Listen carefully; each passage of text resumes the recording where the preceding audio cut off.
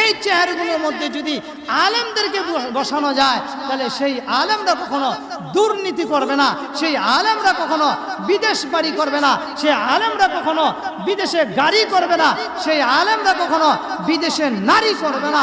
একমাত্র আলেমরাই দেশ সমাজ জাতিকে রক্ষা করতে পারে, ঠিক কিনা বলেন? বাংলাদেশে তাকায় দেখেন কোন আলেমের বিদেশে বাড়ি আছে কিনা, সারা বাংলাদেশে তাকায় দেখেন কোন মুফতি, মুহাদ্দিস, মসজিদের খতিব, মসজিদের ইমাম, মাদ্রাসার শিক্ষকের বিদেশ কোনো বাড়ি আছে কিনা, বিদেশ কোনো গাড়ি আছে কিনা, বিদেশ কোনো নারী আছে কিনা, যা কিছু আছে তারা সব দেশের জন্য, দেশের মানুষের জন্য, দেশের জনগণের জন্য।